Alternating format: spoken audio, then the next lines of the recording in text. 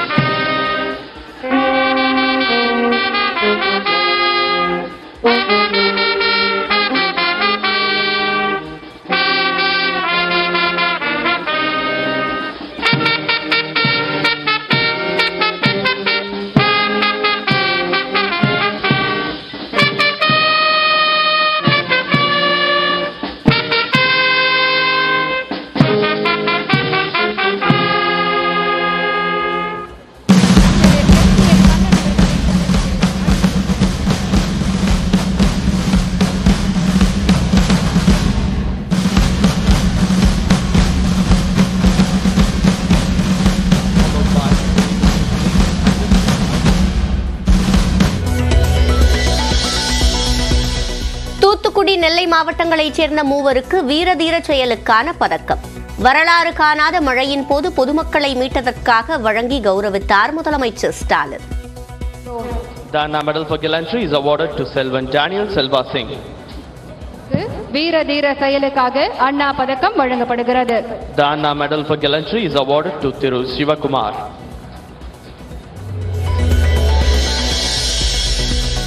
புலம்பெயர் தொழிலாளர்கள் பற்றிய போலி வீடியோவை அம்பலப்படுத்திய பத்திரிகையாளர் முகமது ஜுபேருக்கு கோட்டை அமீர் பதக்கம். மதுரையைச் சேர்ந்த திருமதி ஆயை என்கின்ற பூரணம்மாள் அவர்களை அன்புடன் அழைக்கின்றோம். மதுரை மாவட்ட அரசு பள்ளிக்கு 7 கோடி ரூபாய் நிலத்தை தானமாக வழங்கிய ஆயி பூரணம் அம்மாளுக்கு சிறப்பு விருது வழங்கிய முதலமைச்சர்.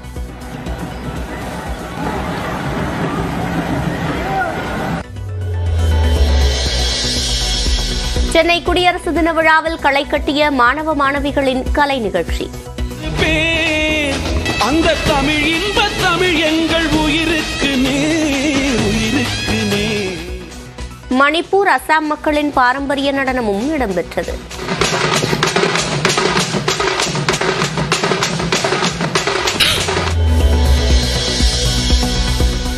பொது இடங்களில் இளைஞர்கள் சிலர் ஜாதி கைப்பட்டை அணியும் செய்தி வெட்கக்கேடானது என ஆளுநர் ஆர்.என். ரவி வேதனை. பிற்போக்குத்தனமான நடவடிக்கைகளை ஒழிக்க அனைவரும் பாடுபட வேண்டும் என்றும் வேண்டுகோள்.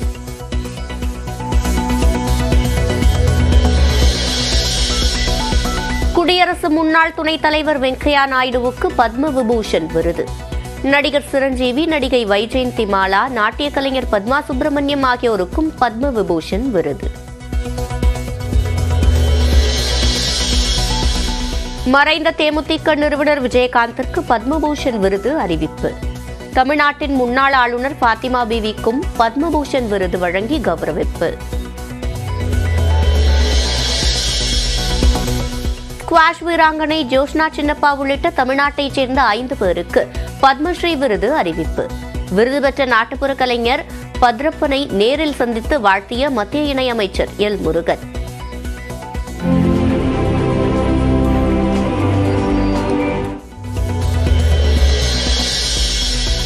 ராமர் கோயிலை காட்டி வாக்குகளை பெற முயற்சிக்கிறது பாஜக. மொழிப்போர் தியாகிகள் வீரவணக்க நாள் கூட்டத்தில் முதலமைச்சர் பேச்சு. இந்திய ஒன்றியத்தை ஆளும் பாஜக அரசானது இந்திய மொழியை திணிக்கிறதுக்கு காரணம் இந்தி பேசும் மக்களை ஏமாத்துறதுக்கு தான். அந்த மக்களை இப்போ ராமர் கோயிலை காண்பிச்சு திசை திருப்ப பார்க்கறாங்க. பணிப்பெண்ணை தாக்கிய புகாரில் கைதான திமுக எம்எல்ஏவின் மகன் மருமகளுக்கு பிப்ரவரி 9 வரை நீதிமன்ற காவல். எழும்பூர் மஜிஸ்திரேட் உத்தரவின் பேரில் இருவரும் சென்னை புழல் சிறையில் அடைப்பு.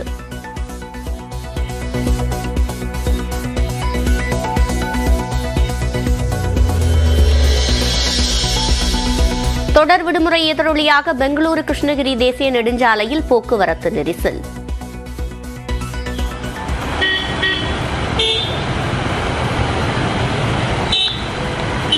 சுமார் 3 கிலோமீட்டர் தொலைவிற்கு ஊர்ந்து செல்லும் வாகனங்கள்.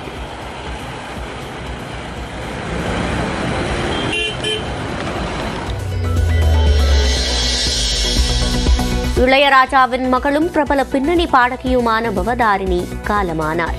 கல்லீரல் புற்றுநோய்க்காக இலங்கையில் சிகிச்சை பெற்று வந்த நிலையில் உயிர் பிரிந்தது.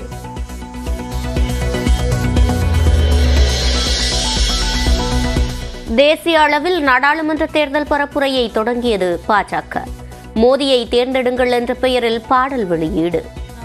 चुनता रहा वो राह सही जो जनहित में हो. அடுத்த மாதம் 13ஆம் தேதி தமிழ்நாடு வருகிறார் காங்கிரஸ் தலைவர் மல்லிகார்ஜுன கார்கே. நாடாளுமன்ற தேர்தல் குறித்து கட்சி நிர்வாகிகள் திமுக மூத்த தலைவர்களுடன் ஆலோசிக்க வாய்ப்பு.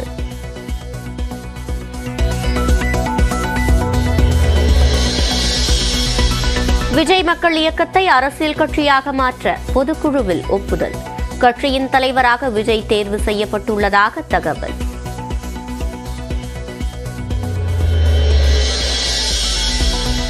அமெரிக்காவின் அலபமா மாகாணத்தில் கொலை குற்றவாளிக்கு நைட்ரஜன் வாயு மூலம் நிறைவேற்றப்பட்ட மரண தண்டனை. மனித உரிமை மீறல் என பல்வேறு தரப்பினரும் கண்டனம்.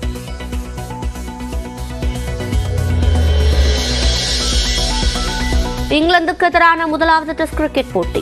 80 ரன்னில் விக்கெட்டை பறிகொடுத்தார் இந்திய தொடக்க வீரர் ஜெய்ஷ்வால்.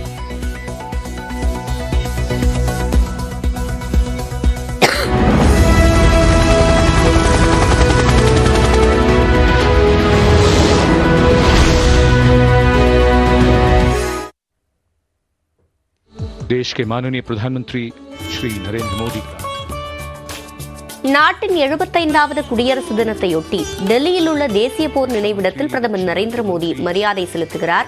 அதன் நேரடி காட்சிகளை பார்த்துக் கொண்டிருக்கிறோம். अध्यक्षों से मिलते हुए और राष्ट्रीय समर स्मारक की ओर धीरे-धीरे प्रस्थान करते हुए माननीय प्रधानमंत्री. Bestowing tribute, they say, is practiced not so much in words as in action, honoring and revering those who chose to embrace their lives with courage, discipline, dedication and valor is paying tribute in its finest form. Death may not be a choice, but sacrificing one's life for the country definitely is, and that's why it deserves our deepest gratitude. The Prime Minister will now lead the nation in paying homage to the immortal soldier by laying a wreath at the memorial. The circular wreath, symbolic of eternity, the continuity of life, a circle with no beginning and no end. The evergreens used in the wreath signifying everlasting life. The wreath laying will be followed by 2 minutes of silence to honor and venerate our immortal soldiers, those for whom the nation's safety and protection and integrity came நாட்டின் first. 75வது குடியரசு தின விழாவை முன்னிட்டு டெல்லியில் இன்று அணிவகுப்பு நடைபெறவுள்ளது. அதற்கு முன்பாக தற்போது பிரதமர் நரேந்திர மோடி प्रधानमंत्री द्वारा போர் நினைவிடத்தில் மரியாதை செலுத்திய காட்சிகளை பார்த்துக் கொண்டிருக்கிறோம். இது தொடர்பான கூடுதல் விவரங்களை செய்தியாளர் சுசித்ராவிடம் கேட்கலாம். சுசித்ரா, விவரங்கள். 75வது குடியரசு தின நிகழ்வுகள் தற்பொழுது டெல்லியில் உள்ள கர்த்தவிய பாதையில் தொடங்கியிருக்கிறது. பிரதமர் மோடி முதற்கட்டமாக கர்த்தவிய பாதையில் அமைந்திருக்கும், அதாவது இந்தியா கேட் அருகே அமைக்கப்பட்டுள்ள தேசிய போர் நினைவு சின்னத்தில் தற்பொழுது மரியாதை செலுத்தி அதன் பின்னர் நிகழ்வு நடைபெற இடத்திற்கு செல்ல உள்ளார். தற்பொழுது முதற்கட்ட நிகழ்வுகள் என்பது தற்போது நேரடியாக காட்சிகள் காண முடிகிறது. இதன் பின்னர் அடுத்த கட்டமாக குடியரசுத் தலைவனுடைய வருகை என்பது கர்த்தவிய சாலையில் நடைபெறும். அதன் பிறகு சிறப்பு விருந்தினரான பிரான்ஸ் நாட்டினுடைய அதிபர் இமானுவேல் மேக்ரானுடைய வருகை என்பதும் அதிகாரப்பூர்வமாக கர்த்தவிய சாலையில் நடைபெற உள்ளது. அதன் பிறகு இன்றைய நிகழ்வுகளுக்கான அந்த ஒரு மார்ச் பாஸ்ட் அணிவகுப்புகள் என்பது படிப்படியாக ஒவ்வொரு துறைசார் மற்றும் மாநிலங்கள் சார்பாக தொடங்க உள்ளது குறிப்பிடத்தக்கது. இந்தியாவினுடைய ராணுவ வீரர்களுடைய அணிவகுப்பும் தற்பொழுது நடைபெற உள்ளது. மிக முக்கியமாக இந்த முறை இந்த 75வது குடியரசு தினத்தினுடைய அந்த நிகழ்வுகளை முன்னிட்டு பல்வேறு இந்தியாவுடைய ஆர்மி, நேவி உள்ளிட்ட படை வீரர்களுடைய அணிவகுப்பு என்பது பெண் கேப்டன்கள் மற்றும் பெண் அணிவகுப்பு தலைமை அணிவகுப்பாளர்களால் முன்னிறுத்தப்படுவது குறிப்பிடத்தக்கது. பெண்கள் சக்தியை முன்னிறுத்தும் வகையிலான ஒரு வடிவத்திற்கு முன்னுரிமை குறிக்கும் வகையில் இந்த ஒரு அணிவகுப்புகளானது ஏற்பாடு செய்யப்பட்டது என்ற ஒரு அறிவிப்பை மத்திய பாதுகாப்புத்துறை அமைச்சகமானது செய்திருந்தது. இவை மட்டுமல்லாமல் இந்திய விமானப்படையினுடைய விமானங்களுடைய அணிவகுப்பும் நடைபெற உள்ளது.